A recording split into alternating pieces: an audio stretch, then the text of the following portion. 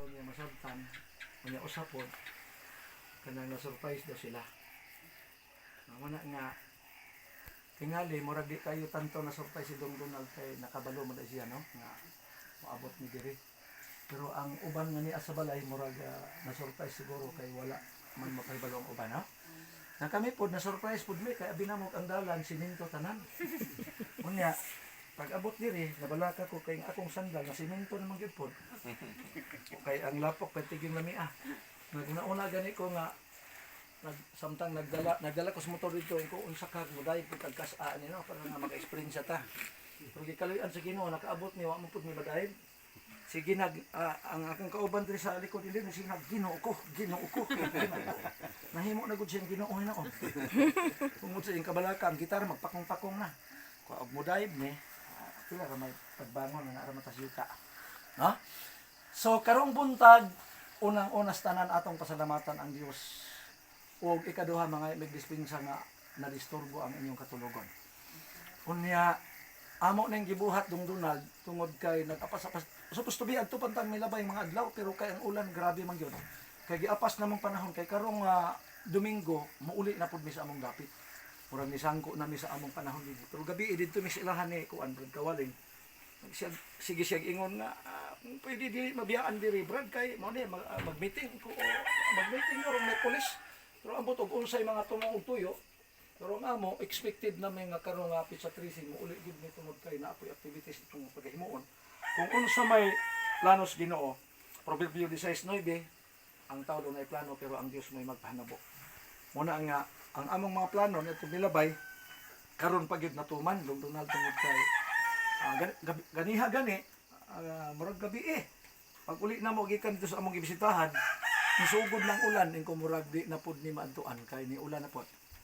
Nya ganiha pag kagulian nas mga iro dito kay lain man silang ilbit sa lugar basta na iro mo tingog isa magpista man sila. Di murag nagtuo kung murag naa gini tawo ni abot kay magpista man. So naabot gid sila. So moadto ta sa pagpamalandong ng buntag. Nung Donald ni Adyo dito kay nagpabati sa pagbati sa gugma sa Ginoo no. Aron nga before pud mi muli sa Kidapawan, di lang sa imo kundi sa imong kapikas ug sa tibuok pud nga panimalay. Una nga ni atay gamay nga pagpamalandong.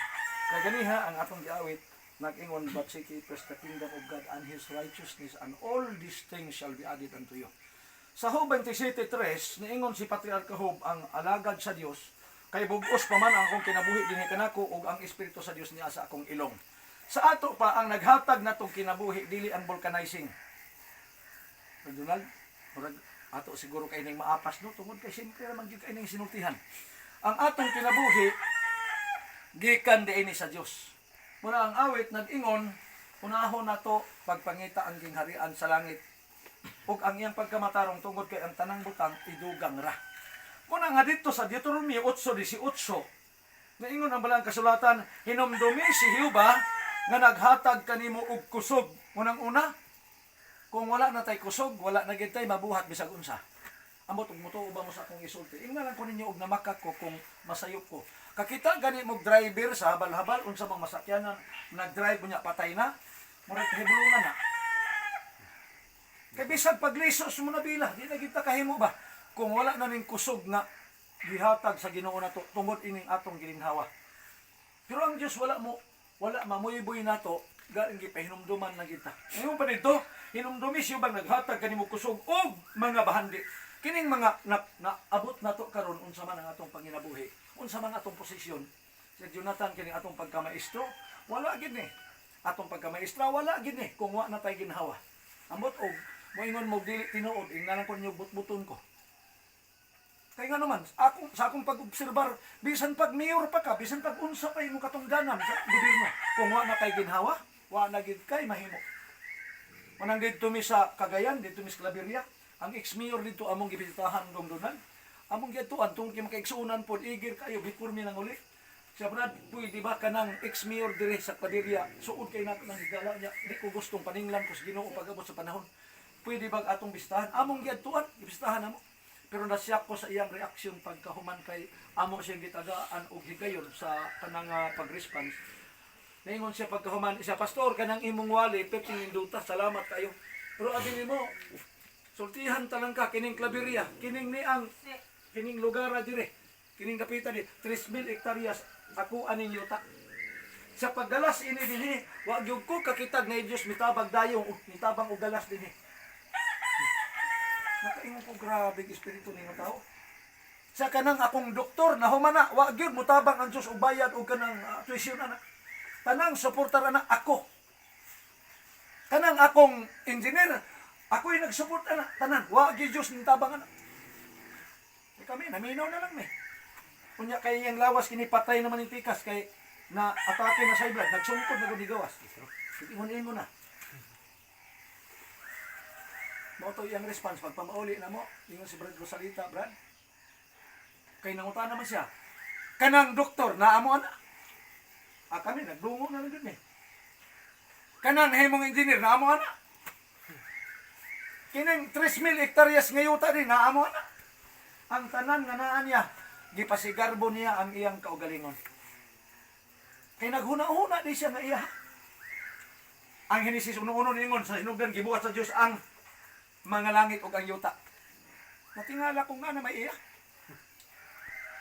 Kay kining kinabuhi wa gid kay ato. Munang ingon ang 6:33 sa Mateo, but seek ye first the kingdom of God and His righteousness, and all these things shall be added unto you. Hinumdumisyo ba nga naghatag nimo og kusog? Unang-una, kining atong gininhawa. Mao ni ang naghatag og suporta kung unsa may atong mga buluhaton, unsa may atong posisyon sa kinabuhi. Muna karong buntag, kung ingon ang Biblia sa Salmo 8:4-5, ingon si David, unsa ba ang tao na imo man siyang gibisitahan matag buntag? Kami dili kami makasaad nga mobalik may kada buntag. Pero ang Dios kanunay gid ganian nato. Kanunay nag-support nato ining kusog ug kabaskog sa atong kinabuhi. Muna nga ang impormasyon nga nakuha gikan sa imong papa dong Donald nga yun ani ang kahintang. As papa dili baya lalim pod maguna-una. Mabitaw nakahimo ko anang kanta nga mingaw ang langit. Kung makakita mo sa YouTube na anang kantahan nagawas na mga grupo ang nagkanta ni ana, nagminilyon na ang Dios na ana niya. Ako nang gihimo nga kanta tungod kay napamanandungan ako nga kung mobalik ang Ginoo niya, makuha ang usa diyas panimalay niya ang uban di madala. Ikahilak po na sa mama o papa. Manang ako, naka-experience ako ingon ni anak, ako po'y gibiyaan sa akong ginikanan, ako na lang pong isa nag-alagad, hantod nga, nakauna-una po kong biya, kay taay man, mingaw man ang langit. Nagkaroon, ang usa ka amahan, isip usa ka ginikanan, mangawa po sa iyahang sakop sa panimalay.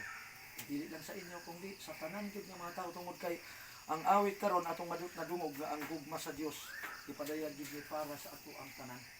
So atagan tag higayon pagpamalandong, nagiin karong kabuntagon nakahimo tas pagbangon ug mamalandong ta sa ato nga pag-alagad ngadto sa Ginoo kay mao ni ang pinaka kapital kung baga nagnegosyo ta. Walay negosyo nga mogawas ang ganansya kung wa kay kapital. Muna nga ang kapital mao man ang Dios. Ang atong kinabuhi, atong ginawa, gani si David niingon, himuan po kanta Salmo 18:1, ikaw ang akong kusog, gihigugma ko ikaw o Diyos.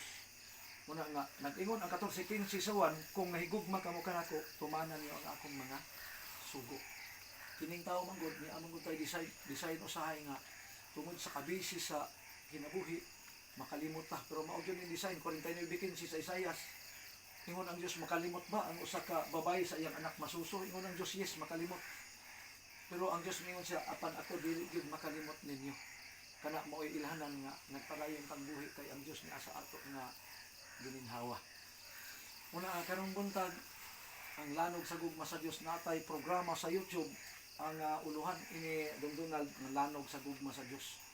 O ni katuyuan na mo nga pabalik ipalanog ang gugma sa Diyos na ini nga kabuntagon ni imong panimalay kauban sa imong mga gangan, sa imong kapikas na niya karon ug uban nato karon dinhi niya nga malandong ini.